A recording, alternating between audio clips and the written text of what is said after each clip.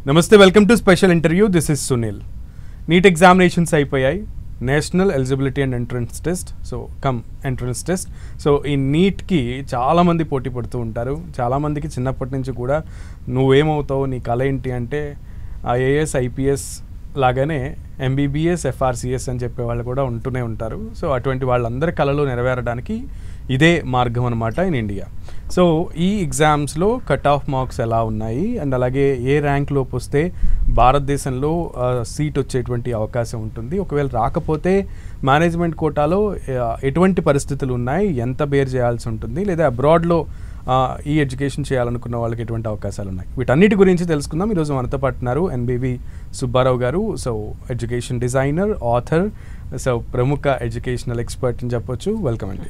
నమస్తే అండి. Subbarao garu, very happy to have you here. So NEET exams చాలామంది కలలు కనేటువంటి ఒక స్వప్నం. అవునండి. సో ఒక జీవితానికి వాళ్ళ జీవితానికి ఒక ఆశయం. సో దాన్ని సాకారం చేసుకోవాలని ఒక కళ. సో ఆ కళని నెరవేర్చడానికి రేత్రింబావాళ్ళు కష్టపడే వాళ్ళు చాలామంది ఉంటారు. సో నీట్ ఎగ్జామ్స్ అయిపోయాయి. సో 535 +or-10 అన్నట్టుగా అంటున్నారు. సో ఎన్నో ర్యాంక్ వరకు వస్తే మన ఇండియాలో ఇప్పుడున్న పరిస్థితుల్లో సీట్లున్న కౌంట్ బట్టి అవైలబిలిటీ ఉంటుంది? సో ముఖ్యంగా చూస్తానండి, నీట్ ఇప్పుడు మీరు చెప్పినట్టుగా చాలామందికి ఒక కళ.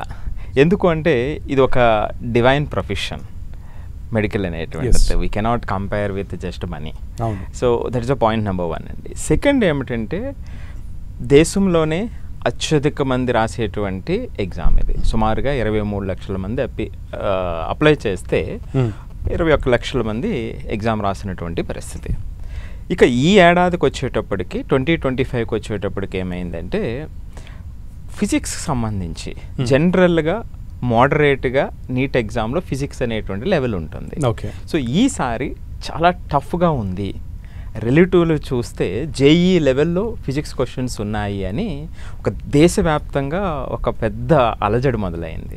సో అందువల్ల ఇప్పుడు మీరు చెప్పినట్టుగా 535 ఎప్పుడూ +or-10 వస్తూ ఉన్నటువంటి దాన్ని ఇప్పుడు కొంచెం ప్రిడిక్ట్ చేయడానికి అవకాశం తక్కువ ఉన్నటువంటి పరిస్థితి. నా అంచనా ప్రకారం సుమారుగా ఒక 20 నుంచి 30 మార్క్స్ మైనస్, ఇంకా ప్లస్ లేదు అందులో. సో మైనస్కి పడేటువంటి అవకాశం ఖచ్చితంగా ఉంది. ఇప్పుడు మనం ఏం చేస్తామంటే అండి, పిల్లల్ని జనరల్గా మనకు ఏమవుతుందంటే చాలామంది నీట్ రాసినటువంటి పిల్లలు ఆ మార్క్స్కి ఫిక్స్ అయిపోయి ఉంటారు. కానీ ఈ కాంపిటేటివ్ వరల్డ్లో ఏమిటి అంటే పెర్ఫార్మెన్స్, రిలేటివ్ పెర్ఫార్మెన్స్. ఇది మీకు ఫస్ట్ ర్యాంక్ వస్తే 720కి 710 వచ్చింది ఈసారి. సో నాకు 710 వచ్చింది కాబట్టి నాకు ఫస్ట్ ర్యాంక్ రాదు అని అనుకోకూడదు కదండి. సో ఇంకొకసారి 720కి 720 రావచ్చు. సో ఇది రిలేటివ్ పెర్ఫార్మెన్స్ కాబట్టి చాలామంది పిల్లలు మార్క్స్కి ఫిక్స్ అయిపోయి ఉంటారు. అందరూ కూడా టీచర్స్, అరే నాన్న నీకు 540, 550 వస్తే నీ గవర్నమెంట్లో ఎక్కడో చోట సీట్ వచ్చేటువంటి అవకాశం ఉంది. సో ఎప్పుడైతే ఈ పేపర్ టఫ్గా ఉందో, 30-40 మార్క్స్ వెనక్కి వచ్చేసినాయో, ఈ పిల్లల్లో పాపం లేనిటువంటి ఒక అలజడి ఈ రిజల్ట్ వచ్చేంతవరకు. మనం ఏం చెప్తున్నామంటే అలాంటి ఆందోళన పడవలసినటువంటి అవసరం లేదు. ఇది రిలేటివ్ పెర్ఫార్మెన్స్ కాబట్టి ఇప్పుడు కనీసం 20 నుంచి 30 మార్కులు వెనక్కి వచ్చేటువంటి పరిస్థితి ఉంది. కాబట్టి అటువంటి ఆందోళన చెందవలసినటువంటి అవసరం లేదు అనేటువంటిది మొట్టమొదటిగా నీట్ రాసినటువంటి పిల్లలందరికీ మనం చెప్పేటువంటి మొట్టమొదటి విషయం అండి. ఓకే. సో ఇక మీరు చెప్పినట్టుగా ఈ +or-కి వచ్చేటప్పటికి -20 వేసుకోండి. మైనస్ ఇంకా ప్లస్ లేదు, -20. సో ఏపీ, తెలంగాణలో ఉన్నటువంటి గవర్నమెంట్ కాలేజీల్లో సీట్ రావాలంటే ఎంత ర్యాంక్ రావాలని అంటారు? సో యూజువల్గానండి ఇక్కడ 2 కోటాలు ఉంటాయండి. సో మొట్టమొదటిది ఏమిటి అంటే state quota, all India quota. Okay. So all India కోటాలో సంబంధించి సుమారుగా ఒక 20,000 వరకు ర్యాంక్ ఉంటే గవర్నమెంట్ కాలేజీలో వస్తుంది, టాప్ కాలేజీలో వస్తుంది అనేటువంటిది ఒక అంచనా. అయితే స్టేట్ కోటాలో ఒక 40,000, 50,000 వరకు. ఎందుకంటేనండి ఆల్ ఇండియా కోటాలో 15% ఆఫ్ ద సీట్స్ మాత్రమే ఇస్తారు. సో ఆ 15%లో మన తెలుగు పిల్లవాళ్ళు కూడా దేశవ్యాప్తంగా వాళ్ళు పోటీ పడవచ్చు. సో మిగిలిన 85% ఏమిటంటే లోకల్, తెలంగాణ అయితే తెలంగాణ, ఆంధ్ర అయితే ఆంధ్రాకు మాత్రమే ఉంటుంది. సో కాబట్టి ఇది ఆల్ ఇండియా ర్యాంకు 50,000 60,000 వరకు కూడా వెళ్ళేటువంటి అవకాశం ఉంటుంది. ఓకే. సో ఇంకొక గొప్ప విషయం ఏమిటంటే అందరికీ కూడా మనకి తెలుగు పిల్లలకి ఒక సుమారుగా ఒక 2,000 to 3,000 సీట్లు పెరిగేటువంటి అవకాశం ఉంది. ఎందుకంటే కొన్ని కాలేజెస్ పెంచారనమాట అండి 1 year క్రితం. అది ఈ ఏడాది నుంచి యాడ్ అయ్యేటువంటి అవకాశం ఉంది. సో దేశవ్యాప్తంగా అరౌండ్ 52 కొత్త కాలేజెస్ వస్తే మన తెలుగు స్టేట్స్లోని 17 కాలేజెస్ ఆ లిస్ట్లో ఉన్నటువంటి ఉన్నాయి. సో అదొక మంచి అవకాశం మన పిల్లలందరికీ కూడా.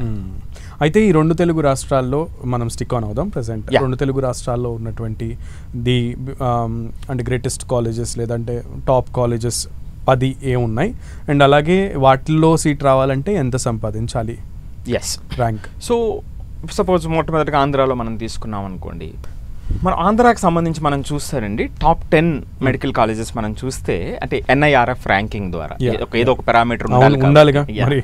సో దాంట్లో మొట్టమొదటిగా ఆంధ్ర మెడికల్ కాలేజ్ విశాఖపట్నం అండి.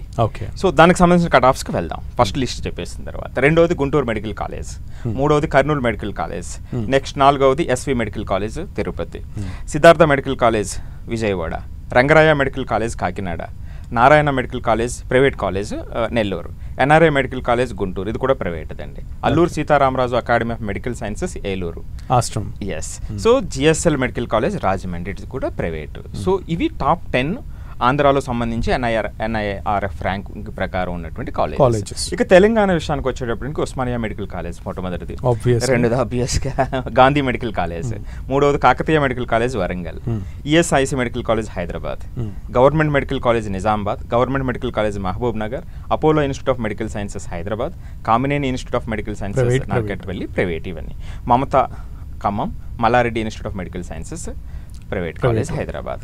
సో దీనికి మీరు అడిగినట్టుగానండి ఇది ఎప్పుడు కూడా వ్యారీ అవుతూ ఉంటుంది. సో కాబట్టి కంప్లీట్ స్టాటిస్టిక్స్ మనం చెప్తాం ప్రతి పేరెంట్కి కూడా అర్థమయ్యేటువంటి విధంగా. 2023లో మనం చూస్తేనండి మొట్టమొదటి టాప్ 1లో మనం చూస్తే ఆంధ్ర మెడికల్ కాలేజ్ అన్నాం ఆంధ్రాలో, విశాఖపట్నం. జనరల్లో 610 మార్క్స్కి అంటే అరౌండ్ 18,000 ర్యాంక్ వరకు కూడా కట్ ఆఫ్ వచ్చింది. ఇందాక నేను మీకు రెండు చెప్పా, స్టేట్ కోటా వేరు, ఇది all India. So all India కోటాలో 18,000 అయితే స్టేట్ కోటాలో 45,000. సో అరౌండ్ 560 మార్క్స్ వరకు కూడా అక్కడ ఓపెన్ కేటగిరీలో సీట్ వచ్చాయి. సో ఇక చివరికి వచ్చేటప్పటికి అంటే ఓబీసీకి వచ్చేటప్పటికి 605 మార్క్స్, ఈడబ్ల్యూఎస్కి వచ్చేటప్పటికి 608 మార్క్స్, ఎస్సీ కేటగిరీలో 500 మార్క్స్, ఎస్టీ కేటగిరీలో 480 మార్క్స్ వరకు కూడా ఆల్ ఇండియా ర్యాంక్లో. అదే స్టేట్లో 450 మార్క్స్ కూడా 2023లో వచ్చింది. అదే 2024కి వచ్చేటప్పటికి ఏమిటంటే అక్కడ 610కి వచ్చింది, ఇక్కడ 615, అందుకే +10 + అనుకుంటున్నాం. ఈసారి -20 కాబట్టి. సో 2024లోనండి ఈవెన్ ఎస్టీ కేటగిరీలో ఈవెన్ 465 మార్క్స్ కూడా ఆంధ్ర మెడికల్ కాలేజీలో సీట్ రావడం జరిగింది. ఇయర్ బై ఇయర్ కాంపిటీషన్ పెరుగుతూ ఉంది సుబ్బారావు గారు, అండ్ నెంబర్ ఆఫ్ అటెంప్టీస్ కూడా పెరుగుతున్నారు ఎగ్జామ్కి. సో అప్లికేషన్స్ పెరుగుతున్నాయి ఆబ్వియస్లీ మనం అనుకున్నట్లుగా. సో ఈ కాంపిటీషన్ స్పిరిట్ని క్యారీ చేస్తూ విన్ అవ్వాలంటే ఈ రేస్లో ఒక స్టూడెంట్ ఫస్ట్ చేయాల్సిందండి? ఎగ్జాక్ట్లీ అండి, సూపర్ క్వశ్చన్ అండి. ఎందుకంటే పర్టికులర్లీ మన తెలుగు స్టేట్స్ నేను అక్రాస్ ఇండియా నేను వర్క్ చేస్తూ ఉంటాను, డిఫరెంట్ కాలేజెస్కి వెళ్తూ ఉంటాను, డిఫరెంట్ సెషన్స్ ఇస్తూ ఉంటాను. సో ఇక్కడ ఏమిటంటే అండి తెలుగు స్టేట్స్లో మనం మీరు ఇందాక మొట్టమొదటి చెప్పారు 6th క్లాస్ నుంచి కూడా IAS IPS అనుకుంటాం కదా ఖచ్చితంగా. టీచర్సే మనల్ని అడుగుతూ ఉంటారు, ఏదో ఒక ఇన్స్పిరేషన్ ఉండాలి కదా స్టూడెంట్స్ కన్నా, ఫిక్స్ అవుతాం మనం. అండి ఇదేమిటంటే నేను ఇందాక చెప్పినట్టుగా సుమారుగా 23 లక్షలు రాసేటువంటి పిల్లలు రాసేటువంటి కాంపిటేటివ్ ఎగ్జామ్ కాబట్టి నెంబర్ ఆఫ్ సీట్స్ ఎన్ని ఉన్నాయి అనుకుంటున్నారు? టోటల్గా 115,000 అండి. ఇప్పుడు అంటే 100లో 5 మంది మాత్రమే విన్ అవుతారు. అవును. So it doesn't mean that ఈ మిగిలిన 95 మంది కూడా ఫెయిల్ అయ్యారని కాదు, అక్కడ నెంబర్ ఆఫ్ సీట్స్ అవైలబిలిటీ లేదు కాబట్టి. సో కాకపోతే ఏమిటంటే ఈ జర్నీ ఒక మంచి ట్రాన్స్ఫర్మేషన్ పిల్లలకి ఇస్తుంది. ఎలా ట్రాన్స్ఫర్మేషన్ ఇస్తుంది అంటేనండి ఈ జర్నీలో రోజు ఛాలెంజెస్ ఉంటాయి, ప్రతిరోజు ఛాలెంజ్. ప్రతి ఫిజిక్స్ ప్రాబ్లమ్ ఒక ఛాలెంజ్ని ఇస్తుంది, ప్రతి కెమిస్ట్రీ ప్రాబ్లం ఒక ఛాలెంజ్ని ఇస్తుంది. సో దాన్ని పాజిటివ్గా తీసుకెళ్ళినప్పుడు అండి దే బికమ్ వెరీ స్ట్రాంగ్ అండి. సో అంటే ఆ అప్ అండ్ డౌన్స్ వాళ్ళలో ఒక రెసిలియన్స్ని పెంచుతూ ఉంటాయి పిల్లలకి. సో కాబట్టి దీన్ని పాజిటివ్గా అంటే మొదటి రోజు నుంచి కూడా మన తెలుగు స్టేట్స్లో ఏమవుతుందంటే మొదటి రోజు నుంచి కూడా మార్కుల్ని టైఅప్ చేసేసి నీకు మార్క్స్ రావు కాబట్టి యు ఆర్ నాట్ క్యాపబుల్ అనేటువంటి ముద్ర ఇనీషియల్ మంత్స్లో పడిపోతుంది. సో దానివల్ల ఏమవుతుందంటే ఆ పిల్లలకి ఆ హెల్పింగ్ హ్యాండ్ లేక పాపం చాలామంది డిమోట్ అవుతున్నటువంటి పరిస్థితి. సో మొట్టమొదటిగా ఇప్పుడు ఒక రేస్కి వెళ్ళాలనుకోండి, ముందు నేను నాతో పోటీ పడాలి, ఆ తర్వాత మీతో పోటీకి రావాలి, అంతే కదా. సో కాబట్టి వాళ్ళకి ఏంటంటే ఆ ఇనీషియల్ సపోర్ట్ ఇస్తానండి ఎక్కువ మంది ఇక్కడ ట్రాన్స్ఫార్మ్ అవడానికి అవకాశం ఉంది. నీట్ యూజీ ఎంట్రన్స్లో చాలా స్టూడెంట్స్ డిసప్పాయింట్మెంట్స్కి అయిపోయి ఎగ్జామ్ సరిగ్గా రాయలేదని, రిజల్ట్స్ రాకముందే ట్రామాలోకి వెళ్ళిపోయి చాలా ఇన్సిడెన్సెస్ జరుగుతున్నాయి. సో అటువంటి స్టూడెంట్స్కి ఫస్ట్ బ్రెయిన్ స్ట్రాంగ్గా ఉండడం, హార్ట్ స్ట్రాంగ్గా ఉండడం చాలా ఇంపార్టెంట్. సో మీరు ఏదన్నా వాళ్ళకి మెసేజ్ ఇస్తే. సో తప్పకుండానండి, ఇది చాలా చాలా ఇంపార్టెంట్ పాయింట్ కూడా. ఎందుకంటేనండి అకాడమిక్స్ అనేటువంటిది 4th పాయింట్ అండి. ఫస్ట్ మనకి కావాల్సినటువంటిది ఆ మెంటల్ స్ట్రెంగ్త్ కావాలండి. సో మెంటల్ స్ట్రెంగ్త్ ఎందుకు కావాలంటున్నానంటే ఏ జర్నీ కూడా మీరు ఎక్స్పెక్ట్ చేసినట్టు ఉండదు. పేరెంట్స్ అంటే పేరెంట్స్ ద్వారా కూడా ఒక చిన్న తప్పులు జరుగుతుంటాయి. ఉదాహరణకి మనం ఉదయాన్నే దేవుడి దగ్గర దండం పెట్టుకుంటే ఏమని చెప్తారండి, జనరల్గా అంతా మంచి జరగాలని చెప్తారు. మోస్ట్ ఆఫ్ ద కేసెస్ అంతే కదా, థింక్ పాజిటివ్ కదా. బట్ లాజికల్ ఒకసారి ఆలోచించండి, జీవితంలో ప్రతిదీ మంచి ఎందుకు జరుగుతుంది? It is a mix of both కదా. అవును. సో ఇది ఫస్ట్ పాయింట్ అనమాట. అంటే ఏమవుతుందంటే ఆ మెంటల్గా మీరు ఇందాక అన్నట్టుగా ఆ మైండ్లో ఆ చెడు వచ్చినప్పుడు అది ఒక బ్యాడ్ ఒమెన్ కింద తీసుకునేటువంటి పరిస్థితి. కానీ ఇప్పుడు మనం ఏమిటంటే లెర్నింగ్లో ఏమిటంటే మనం ఎక్స్పెక్ట్ చేయనిది వచ్చినప్పుడు it's a big opportunity to learn more. ఇక్కడ నేను ఒక్కటేనండి, నేను ఎక్కడి సెషన్కి వెళ్ళినా ఒక్క మాట చెప్తాను, ఫెయిల్ అనేటువంటి పదం బ్యాన్ అవుతుంది. ఎక్కడ అంటే క్లాస్ రూమ్లో. సూపర్. సో ఎందుకంటే ఫెయిల్ అనే దానికి రూమ్ లేదండి లెర్నింగ్ ప్రాసెస్లో. మీరు అనుకున్న స్థాయికి వెళ్ళకపోతే ఇంకా లెర్నింగ్ని మీకు లీడ్ చేస్తుంది తప్ప ఫెయిల్ అనేటువంటి సమస్య ఉండదు. అందుకే కదా అనేది failures are the stepping stones. So కాబట్టి ప్రతి పిల్లవాడు కూడా ఈ జర్నీలో ఎవరైతే ఇబ్బంది పడుతున్నారో ఆ పిల్లలంతా కూడా ఈ మైండ్ సెట్ని తెచ్చుకున్నప్పుడు ఆటోమేటిక్గా ఆ స్ట్రెంగ్త్ వాళ్ళకే కనబడుతుంది. సో మొట్టమొదటిగా వాళ్ళు వచ్చేటువంటిది ఏమిటంటే ఆ రెజైలియన్స్ వస్తుంది, పడిపోతే లేచేటువంటి తత్వం వస్తుంది. ఎప్పుడైతే అది వచ్చిందో ఆటోమేటిక్గా వాళ్ళ జర్నీని వాళ్ళు రెగ్యులేట్ చేసుకోగలుగుతారు. సెల్ఫ్ రెగ్యులేషన్ అండి. ఆ సెల్ఫ్ రెగ్యులేషన్ ఎప్పుడైతే వచ్చిందో we can't stop anybody's journey అండి. సుబ్బారావు గారు, ఈ మెడికల్ కాలేజెస్లో నీట్ యూజీ ఎంట్రన్స్ తర్వాత ఇండియాలో టాప్ 10 యూనివర్సిటీస్లో జాయిన్ అవ్వాలని చాలామంది మెరిట్ స్టూడెంట్స్కి ఉంటుంది. సో ఇండియాలో ఉన్నటువంటి టాప్ 10 యూనివర్సిటీస్, టాప్ 10 కాలేజెస్ గురించి ఏం చెప్తారు, అండ్ ఇప్పుడు వాటి పరిస్థితి ఎట్లా ఉంది? సో ఆబ్వియస్గానండి టాప్ మెడికల్ కాలేజ్ మొట్టమొదటి నెంబర్ 1 అంటే మొట్టమొదటిగా చెప్పేది ఆబ్వియస్గా ఎయిమ్స్. ఓకే. ఎయిమ్స్ ఢిల్లీ గురించి చెప్తాం. సో అంటే ఇక్కడ మనం కేటగరైజ్ చేస్తేనండి ఎయిమ్స్ అనేటువంటివి ఫస్ట్ కేటగిరీ కాలేజెస్. సుమారుగా ఒక 21 ఉన్నాయి అనుకుంటా ప్రస్తుతానికి. All India institute of medical sciences. దాంట్లో ఢిల్లీ అనేటువంటిది ఫస్ట్. ఎయిమ్స్తో పాటుగా కొన్ని కాలేజెస్ బాగా ఓల్డ్ కాలేజెస్, ఆబ్వియస్గా అక్కడ ఉన్నటువంటి బెడ్స్ కానీ ఇన్ఫ్రాస్ట్రక్చర్ కానీ ఆ వర్కింగ్ ఎక్స్పీరియన్స్ ప్రకారం మనకు వచ్చేటువంటి ర్యాంకింగ్స్. ఇది కూడా అగైన్ NIRF. సో ఎయిమ్స్ తర్వాత వచ్చేటువంటిది ఏమిటంటే అండి PGIMER చండీగఢ్లో ఉన్నదండి, గవర్నమెంట్ కాలేజ్. మూడవది వెల్లూరు CMC, మనందరికీ సుపరిచితమైనటువంటిది. నాలుగవది వచ్చేటప్పటికి నిమ్హాన్స్ బెంగళూరు. ఐదవది వచ్చేటప్పటికి జిప్మర్ పుదుచ్చేరి. ఆరవది అమృత విశ్వవిద్యాపీఠం కొచ్చి. ఏడవది SGPGIMS లక్నో గవర్నమెంట్ కాలేజ్ అనమాట అండి. సో 8 వచ్చేటప్పటికి BHU వారణాసి మెడికల్ కాలేజ్. 9కి వచ్చేటప్పటికి KMC Manipal, again it's a private college. KGMU Lucknow. So ఇవి మీరు ఇండియాలో టాప్ 10 అడిగినట్లయితే ఇండియాలో టాప్ 10 ఉన్నటువంటిది. సో ఆబ్వియస్గా ఎయిమ్స్ ఢిల్లీకి వచ్చేటప్పటికి మీకు ఉన్నటువంటి ర్యాంకు ఇన్ బిట్వీన్ 55 to 100 ఉండి తీరాలి. మార్క్స్ కూడా అవుట్ ఆఫ్ 720లో అరౌండ్ 705 వస్తే, సో ఇన్ బిట్వీన్ 705 to 720 ఉంటే ఎయిమ్స్లో జనరల్ కేటగిరీలో మీకు సీట్ వచ్చేటువంటి అవకాశం ఉంటుంది. So that is the top notch in India అన్నమాట. సో అలాగే మనం చూస్తే టాప్ 10లో సీట్ రావాలంటే, సో టాప్ 10లో సీట్ రావాలి అంటే ఏదైనా ఈ కాలేజీలో సీట్ రావాలి అని అనుకునేటప్పుడు మీకు అప్ టు 1000 లోపు ర్యాంక్ వస్తే ఆల్ ఇండియా ర్యాంక్ 1000 లోపు జనరల్ కేటగిరీలో సీట్ వచ్చింది. సో రిజర్వేషన్ అయితే ఇక రిజర్వేషన్కి వచ్చేటప్పటికండి అంటే ఇక్కడ మరలా 2 కోటాలు. ఆల్ ఇండియా కోటాలో లెస్ దెన్ 6000 ఏంటి ఎస్సీ కేటగిరీలో సుమారుగా 615 మార్క్స్ వరకు వస్తే వాళ్ళు టాప్ 10లో ఇండియాలోనే వచ్చేటువంటి అవకాశం ఉంది. అదే స్టేట్ కోటాలోకి వచ్చేటప్పటికి ఈవెన్ 25,000 వరకు కూడా కేటగిరీలో ఎస్సీ కేటగిరీలో. అదే ఎస్టీ కేటగిరీకి వచ్చేటప్పటికండి 7,000 to 8,000 ఆల్ ఇండియా కేటగిరీ అయితే up to 35,000 in between 550 to 600 కూడా ఎస్టీ కేటగిరీలో వాళ్ళకి సీట్ వచ్చేటువంటి అవకాశం ఉంటుంది. ఎస్, జనరల్గా ఇండియాలో మెడికల్ నేర్చుకోవాలి అంటే మెడిసిన్ నేర్చుకోవాలి అంటే మాత్రం చాలా బిగ్గెస్ట్ థింగ్. అండ్ మేనేజ్మెంట్ కోటాలో దీనికి అంటే సీట్ కొనుక్కుని ఎఫోర్డ్ చేయగలిగిన వాళ్ళు చేస్తారు తప్పితే మిగతా వాళ్ళందరికీ చాలా పెయిన్ఫుల్ థింగ్. అందని ద్రాక్ష ఎగ్జాక్ట్ వర్డ్. సో అటువంటి వాళ్ళు అబ్రాడ్ వెళ్ళి మెడిసిన్ చేస్తున్న వాళ్ళ కౌంట్ చాలా ఉంది. సో అటువంటి వాళ్ళకి మీరు చెప్పే ఇదే అంటే ఆ ప్రొసీజర్ ఏంటి అంటే అబ్రాడ్ వెళ్ళి చదువుకోవాలి అనుకునే వాళ్ళకి వాళ్ళు రాసేటువంటి ఎగ్జామినేషన్ ఏంటి? సో ఇక్కడ ఏమవుతుందంటే అండి, ఎప్పుడైతే అబ్రాడ్ వెళ్ళి అంటే ఇక్కడ ఉన్నటువంటి లిమిటెడ్ సీట్స్ ఎక్కువ కాంపిటీషన్ ఉంది కాబట్టి ఆబ్వియస్గా ఎక్కువ మందికి రాకపోవచ్చు. ఎందుకంటే different reasons. It doesn't mean that they are not capable for getting an MBBS seat. అదే చాలా రీజన్స్ ఉంటాయి, చిన్నపిల్లలు ఆ వయసులో రకరకాల రీజన్స్ ఉంటాయి. But they may be capable enough to become a doctor.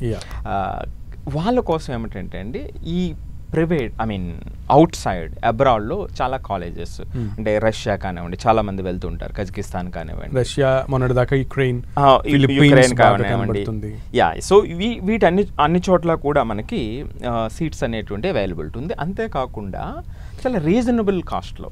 For example మీరు అడిగారు కాబట్టి రష్యాలో క్రిమియా ఫెడరల్ యూనివర్సిటీ అని ఉందండి. సుమారుగా 6 yearsకి అరౌండ్ 25 lakhsలోనే మెడికల్స్ కంప్లీట్ చేసేటువంటి అవకాశం ఉంది అక్కడ కాలేజ్ ఫీ. అట్లాగే కజకిస్తాన్ చేసుకుంటే అరౌండ్ 20 lakhs.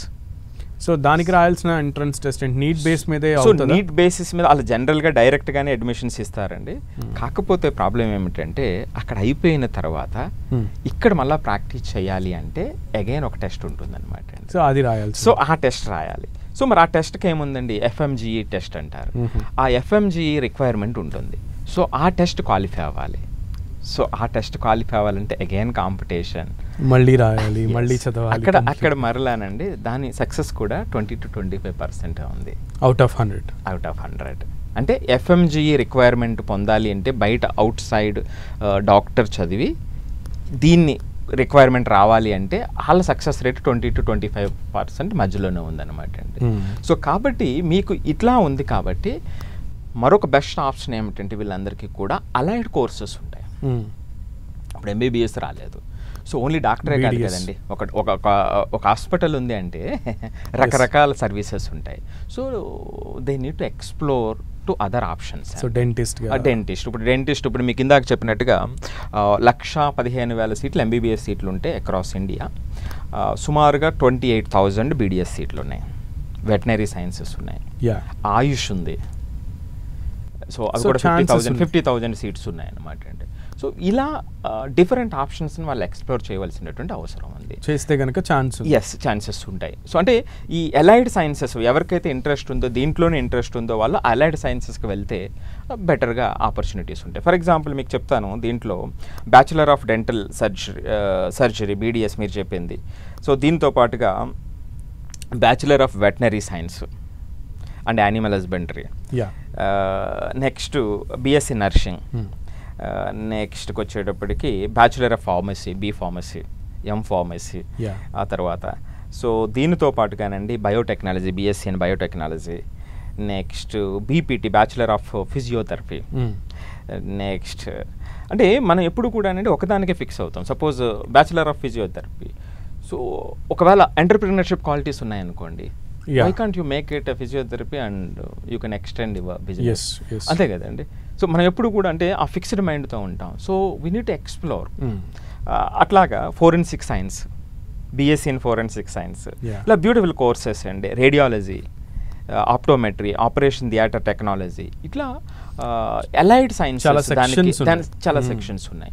సో చాలా సెక్షన్స్ ఉన్నాయి కాబట్టి వాటి గురించి అవేర్నెస్ ఉంటే కనుక ఈజీగా ఎన్కాచ్ చేయొచ్చు, దాన్ని చూస్ చేసుకోవచ్చు. పాపం చాలా మందికి అవి అవగాహన ఉండకపోవచ్చు, ఎక్స్ప్లోర్ చేయాలన్న ఆలోచన కూడా ఈవెన్ పేరెంట్స్ కి అవగాహన లేకుండా ఉండడం వల్ల చాలా మంది అయిపోయింది, అక్కడతో గేమ్ క్లోజ్ అయిపోయింది అనేటువంటి పాపం పరిస్థితి. ఎందుకంటే అండి ఇంకొక బాధ ఏమిటంటే పాపం సంవత్సరాల తరబడి వాళ్ళు దానికోసం ఆస్పైర్ అయ్యి అయ్యో ఇంకా అందలేదు అని డిమోటివేట్ అవుతారు. అలా కాకూడదనే అక్కడ ఫుల్ స్టాప్ పడకుండా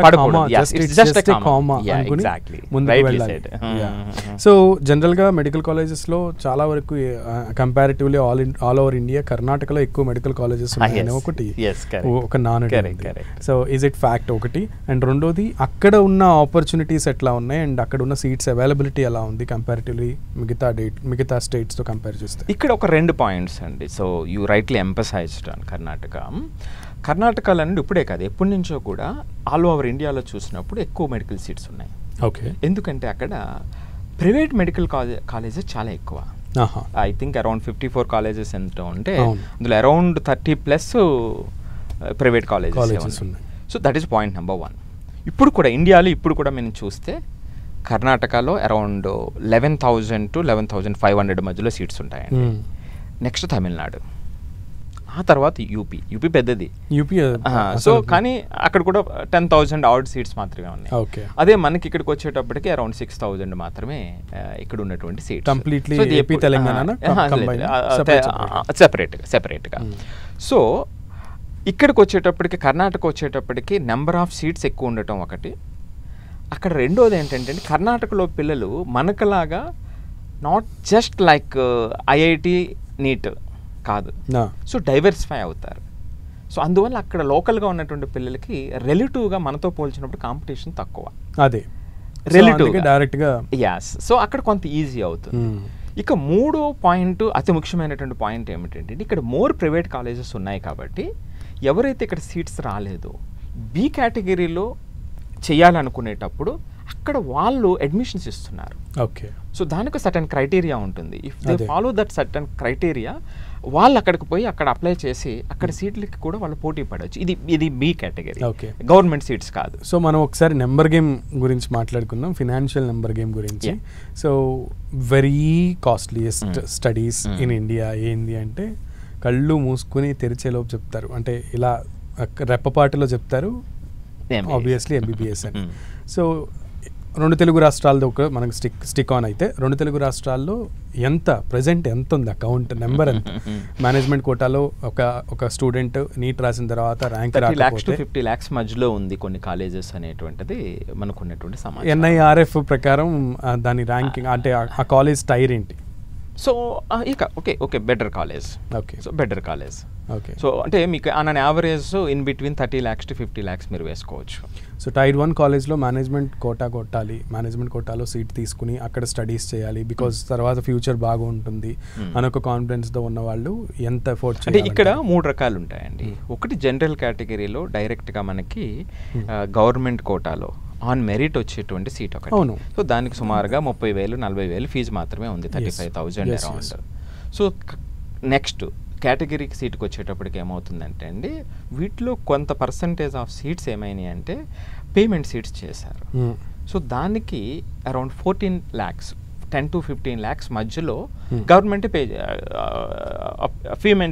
అంటే ఫీ పెట్టింది అక్కడ.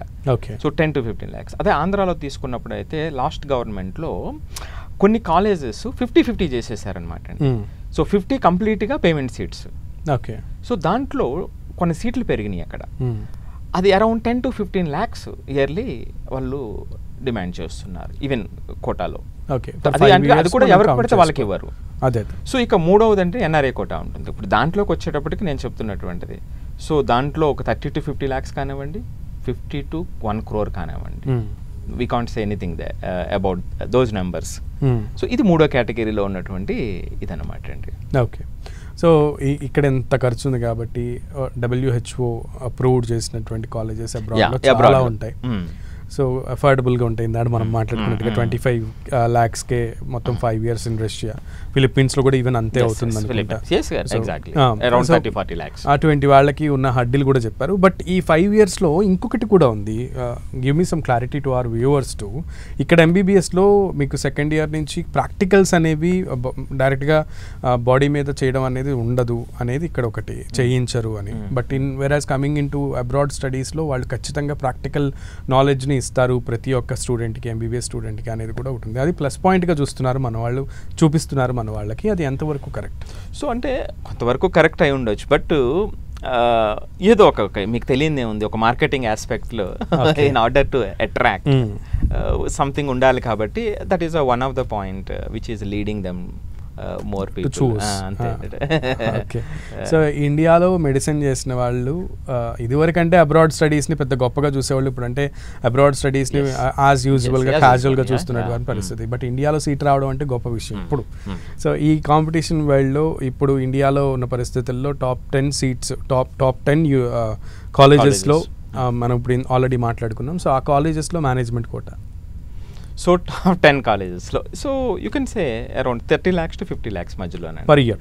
Per year. కానీ మేనేజ్మెంట్ సీట్ కొట్టడానికి కూడా కొంత పేమెంట్ చేయాలని అంటారు కదా, అది ఏమన్నా ఉంటుంది? అది ఉంటుందండి, అది we cannot speak. So advance ఏదో అంటారు కదా. రైట్. సో ఇంత అఫోర్డబుల్గా మనం అదే మీరు ఇందాడన్నట్లుగా వెటర్నరీ కానీ, లేదంటే BDS కానీ, లేదంటే యానిమల్ హస్బెండరీ కానీ అటువైపు చూస్ చేసుకుంటే దానికి ఎంత ఎక్స్పెన్స్ అవుతుంది? అది చాలా నామినల్ ఫీజెస్ అండి.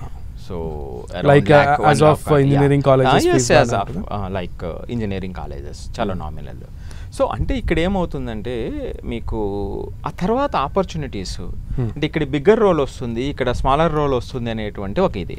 నేనేమంటానంటే వీళ్ళందరికీ ఒక అద్భుతమైనటువంటి ఒక సజెషన్ నేను చెప్తానండి. కమింగ్ 5 to 10 yearsలో ఒక ఫ్లరిష్ అయ్యేటువంటి, అంటే ఇదే రంగంలో ఉండాలి అని అనుకునేటప్పుడు నువ్వు డాక్టర్ అవ్వాలనుకుంటున్నావా, ఈ డాక్టర్స్ అందరినీ మేనేజ్ చేయాలనుకుంటున్నావా, you want to be a manager for all these doctors, దాన్నేనండి హాస్పిటల్ మేనేజ్మెంట్ డిగ్రీస్ రాబోతున్నాయి. సో అబ్రాడ్లో కొన్ని కంట్రీస్లో ఉన్నాయి హాస్పిటల్ మేనేజ్మెంట్. ఇప్పుడు మీరు చూడండి, మనం హైదరాబాద్లోనే చూస్తే ఇండివిజువల్ ప్రాక్టీసెస్ అనేటువంటి ఎంత ఉన్నాయి, చాలా తక్కువ అయిపోయాయి. అంతా కార్పొరేట్ వరల్డ్ అయిపోయింది. ఈ కార్పొరేట్ వరల్డ్ అయిపోయినప్పుడు ఒక హాస్పిటల్కి సంబంధించినటువంటి డిఫరెంట్ వింగ్స్ ఉంటాయి. ఈ డిఫరెంట్ వింగ్స్ని కూడా దీన్ని రిలేట్ చేయాల్సినటువంటి ఎస్. సో అక్కడ హాస్పిటల్ మేనేజ్మెంట్ రోల్స్ భవిష్యత్తులో కమింగ్ 3 to 5 yearsలో చాలా ఫ్లరిష్ అవుతాయండి. సో ఒకవేళ అంటే డాక్టర్గా ఉండి లేదా MBBS అయ్యి ఈ రోల్ చేస్తే కొంచెం బెటర్ ఆపర్చునిటీస్ వస్తుంది. సో మీరు చెప్పింది ఎట్లా ఉందంటే, మీరు జాబ్ చేస్తారా, ఎంటర్ప్రెన్యూర్గా చేస్తారా, ఎంప్లాయీగా ఉంటారా, ఎంప్లాయర్గా ఉంటారా అని ఈ మధ్య బాగా వింటున్నాం కదా, మోటివేషన్ స్పీచెస్ వింటున్నాం. సో అట్లానే ఇది కూడా ఉంది. సో MBBS చేసిన వాళ్ళకి కూడా సో మేనేజ్మెంట్ చేసే హాస్పిటల్ మేనేజ్మెంట్ అంటే ఇండియాలో కూడా కొన్ని కోర్సెస్ ఉన్నాయి, కానీ అబ్రాడ్లో చేయగలిగితేనండి అయిపోయిన తర్వాత సో బెటర్ ఆపర్చునిటీస్ వస్తుంది అనేది దట్ ఈస్ మై అంటిసిపేషన్ అన్నమాట. సో ఫార్మా విషయానికి వస్తే హైదరాబాద్ హబ్ గా ఉండబోతోంది ఇండియాకి ఫ్యూచర్ లో. ఆల్రెడీ హబ్ అనుకోండి. So pharma hub for India, world hub అని చెప్పుకోవచ్చు. కోవిడ్ తర్వాత వరల్డ్ హబ్ ఏంటి అంటే హైదరాబాద్ అని అంటున్నటువంటి పరిస్థితి, అండ్ ప్రూవెన్ కూడా. సో ఫార్మాలో ఉన్నటువంటి ఫ్యూచర్ పరిస్థితి ఎట్లా ఉంది, అండ్ రానున్న రోజుల్లో ఫార్మసీ కానీ ఫార్మా కానీ ఆ రంగం ఎలా ఉండబోతోంది?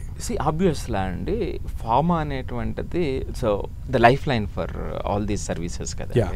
సో అక్కడి నుంచే కదా ప్రతిదీ కూడా ఇది అయ్యేటువంటిది. సో కాబట్టి కాకపోతే ఇక్కడ ఏంటంటే ఆ పిల్లవాడికి ఆ రీసెర్చ్ ఓరియంటెడ్ మైండ్ ఉంటే, ఇప్పుడు మనం ఏదో జాబ్ చేసుకుంటూ వచ్చేద్దామంటే ఆటోమేటిక్గా ఉంటుంది, క్యాజువల్గా ఉంటుంది. సో అట్లా కాకుండా ఆ మైండ్ పిల్లలకు ఉంది, ఇన్వెంటరీ మైండ్ ఉంది, లేదా ఆ ఇన్నోవేషన్ ఉంది, లేదా రీసెర్చ్ ఓరియంటెడ్ థాట్స్ ఉన్నాయి, ఆ పేషెన్స్ ఉంది.